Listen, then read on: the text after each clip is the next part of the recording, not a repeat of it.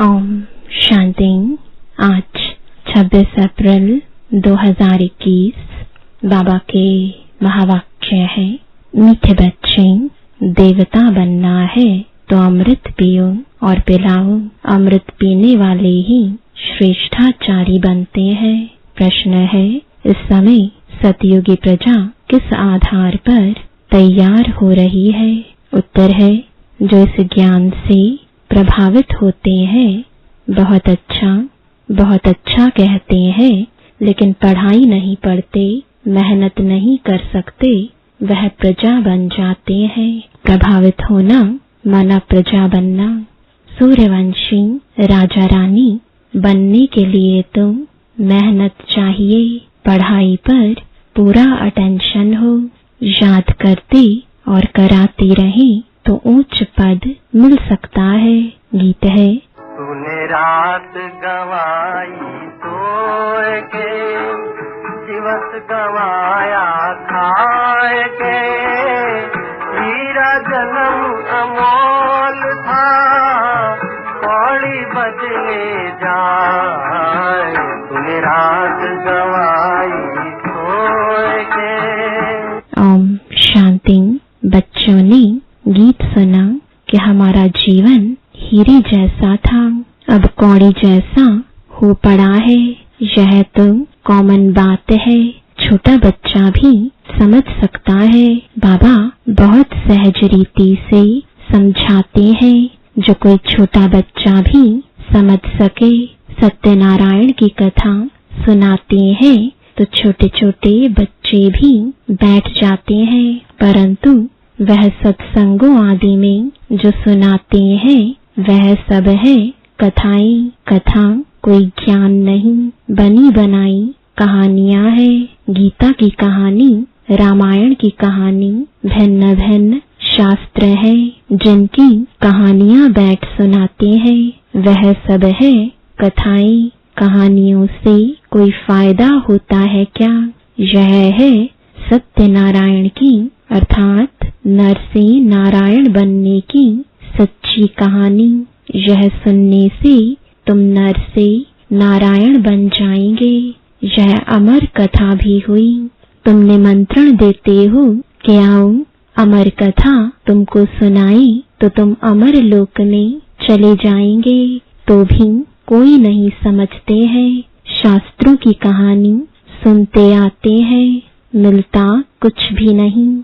जाएंगे लक्ष्मी नारायण के मंदिर में, चलो दर्शन करके आए, महात्मा का दर्शन कराए। यह एक रस्म रिवाज चली आई है। ऋषि मुनि आदि जो होकर गए हैं उनको माथा टेकते आए हैं। पूछो रचता और रचना की कहानी का पता है तो कहेंगे नहीं। अभी तुम बच्चे समझते हो कि यह रचता और रचना की कहानी तो बहुत सहज है, अल्फ और बे की कहानी है। भल प्रदर्शनी में जो आते हैं वे कहानी तो ठीक सुन लेते हैं, परंतु पवित्र नहीं बनते। समझते हैं यह विकारों में जाने की रस्म रिवाज भी अनादि है।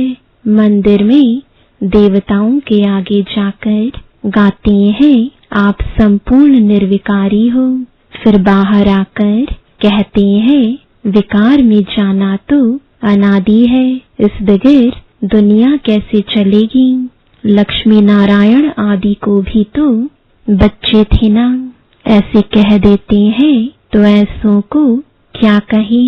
मनुष्य का लक़ब यानी मर्तबा तो दे ना सके। देवताएं भी मनुष्य थे, कितने सुखी थे लक्ष्मी नारायण के राज्य में। तुम बच्चों को बाबा बहुत सहज बात बताते हैं।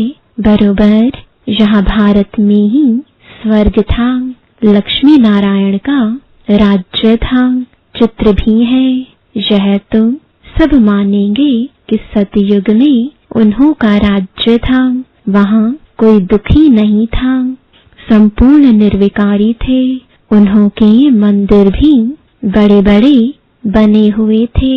उन्हों को 5000 वर्ष हुए, अभी वह नहीं है। अभी तो कलयुग का अंत है। मनुष्य आपस में लड़ते झगड़ते रहते हैं। भगवान तो ऊपर ही रहते हैं निर्वाण धाम में। असल में हम आत्माएं भी वहाँ रहती हैं जहाँ पाट बजाने आती हैं।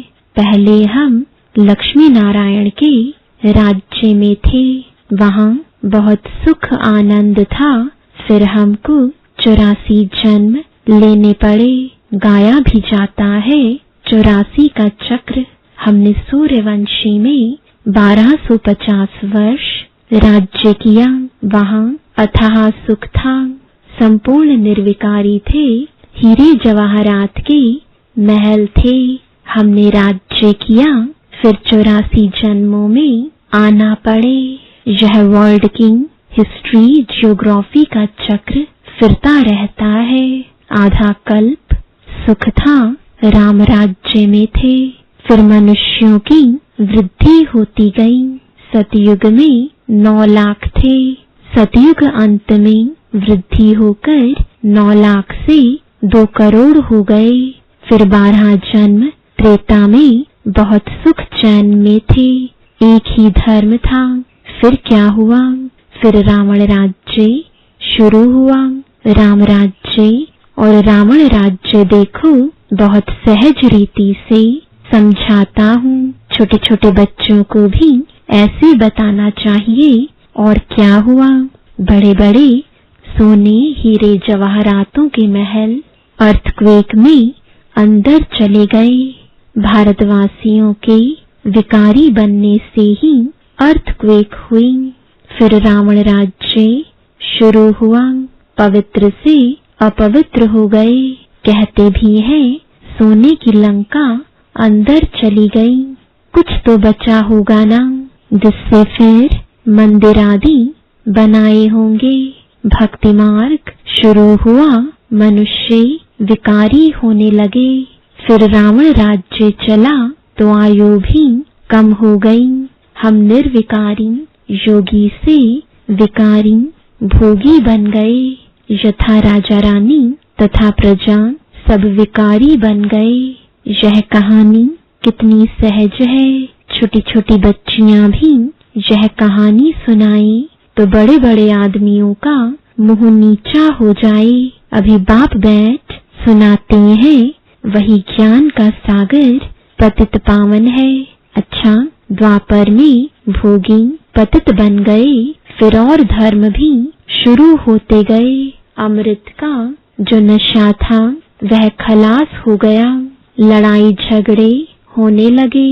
द्वापर से लेकर हम गिरे कलयुग में हम और ही विकारी बने। पत्थर की मूर्तियां बनाते रहे। हनुमान गणेश की पत्थर बुद्धि होने लगे तो पत्थर की पूजा करने लगे। समझते थे कि भगवान पत्थर ठिक्कर में है। ऐसे करते करते भारत की यह हालत हो गई। अब फिर बाप कहते हैं विष छोड़ अमृत पीकर पवित्र बनो और फिर राजाई लो। विष छोड़ो तो फिर तुम मनुष्य से देवता बन जाएंगे, परंतु विष छोड़ते नहीं है। विष के लिए कितना मारते तंग करते हैं। तब तो द्रौपदी ने पुकारा ना, तुम समझते हो कि अमृत पीने बगैर हम देवता कैसे बनेंगे। सतयुग में तो रावण होता ही नहीं। बाप कहते हैं जब तक श्रेष्ठाचारी नहीं बनेंगे स्वर्ग में नहीं आ सकेंगे। जो श्रेष्ठाचारी थे वह अब भ्रष्टाचारी बने हैं। फिर अब अमृत पीकर श्रेष्ठाचारी बनना है। बाप कहते हैं मामेकम याद करो। क्या गीता भूल गए हो? गीता रची मैंने, नाम डाल दिया कृष्ण का। इन लक्ष्मी नारायण को यह राजाई किसने दी? जरूर भगवान ने दी होगी। अगले जन्म में भगवान ने राजयोग सिखाया। नाम फिर डाला है कृष्ण का, तो समझाने की प्रैक्टिस करनी चाहिए। बहुत सहज कहानी है। बाबा को कितना समय लगा, आधा घंटे में इतनी सहज बात भी समझ नहीं सकते। इसलिए बाप कहते हैं सिर्फ एक छोटी कहानी बैठ किसको समझाऊं। हाथ में चित्र लो। सतयुग में लक्ष्मी नारायण का राज्य, फिर त्रेता में राम सीता का राज्य, फिर द्वापर में रावण का राज्य हुआ। कितनी सहज कहानी है। बरोबर हम देवता थे, फिर क्षत्रिय, वैश्य, शूद्र बने।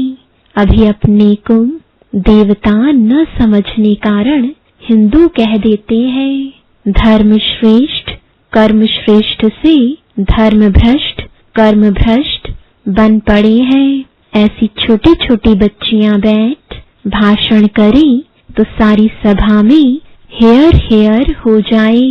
बाबा सभी सेंटर्स वालों को सुना रहे हैं। अब यह बड़े बड़े नहीं सीखते हैं तो छोटी छोटी कुमारियों को सिखाओ। कुमारियों का नाम भी है। दिल्ली बॉम्बे में बहुत अच्छी अच्छी कुमारियां हैं, पढ़ी लिखी हैं। उनको तो खड़ा हो जाना चाहिए। कितना काम कर सकती हो। अगर कुमारियां खड़ी हो जाएं तो नाम बाला हो जाए। साहूकार घर की जो है वह मुश्किल हिम्मत रखती है। साहूकारी का नशा रहता है, दहेज आदि मिलता है तो बस कुमारियां शादी कर काला मुंह कर देती और सबके आगे झुकना पड़ता है। तो बाप कितना सहज समझाते हैं, परंतु पारस बुद्धि बनने का ख्याल ही नहीं आता। देखो जो नहीं पढ़ते हैं वह भी आजकल MP MLA आदि बन गए हैं। पढ़ाई से तो क्या क्या बन जाते हैं।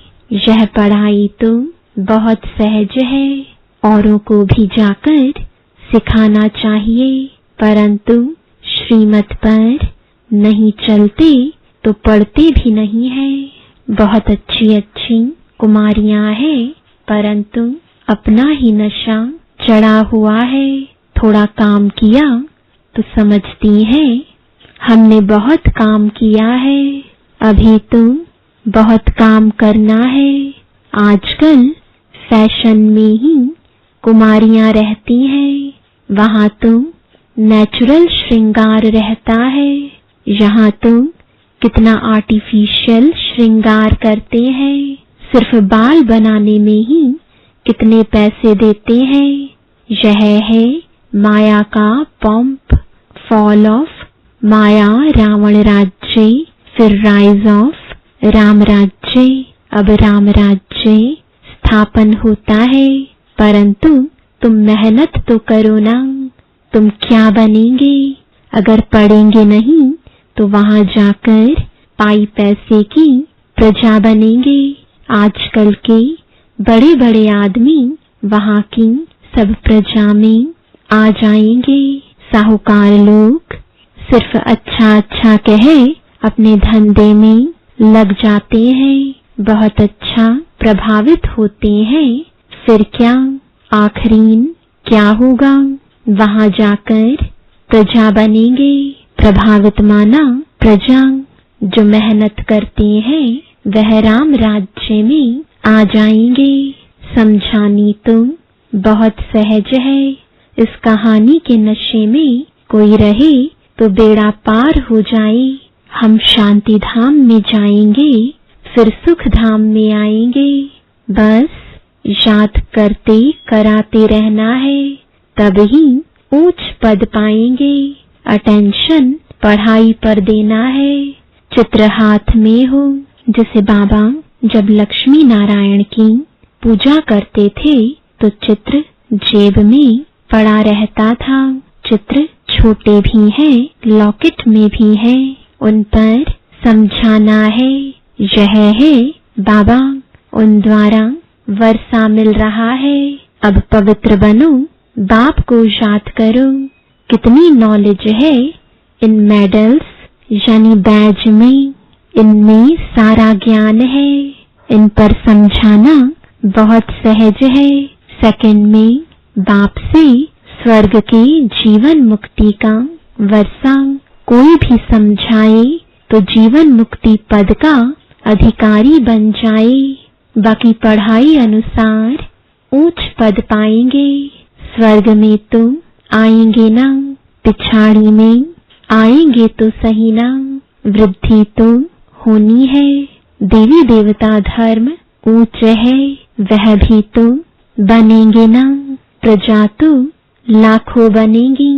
सूर्यवंशी बनने में मेहनत है। सर्विस करने वाले ही अच्छा पद पाएंगे।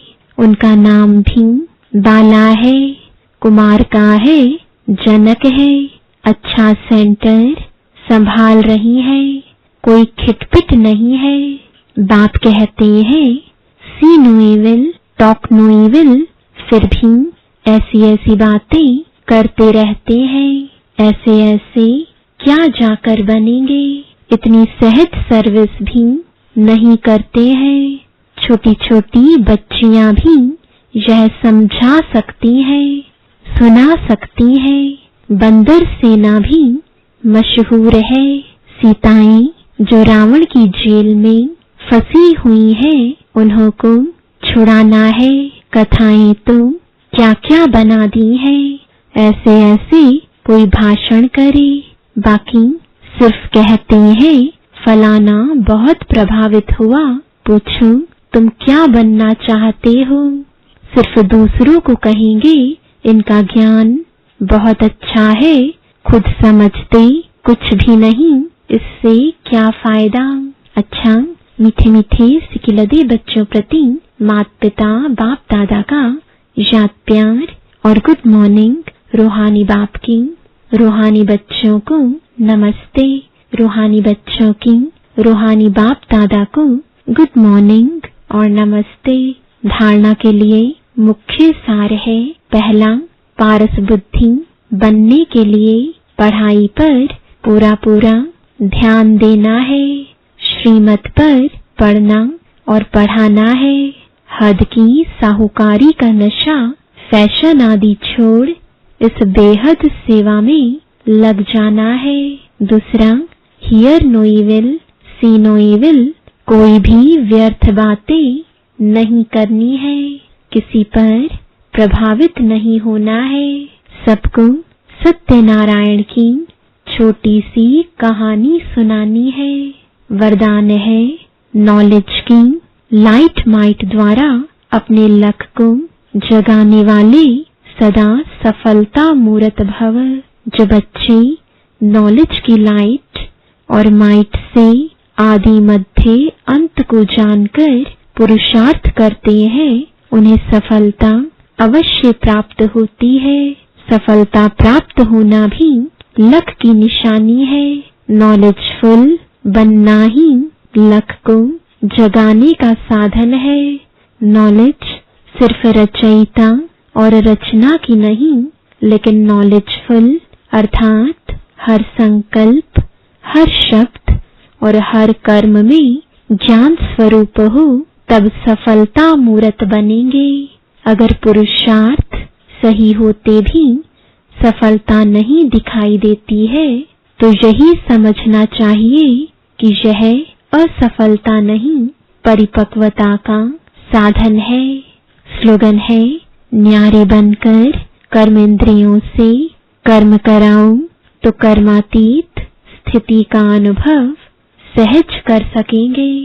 ओम शांति।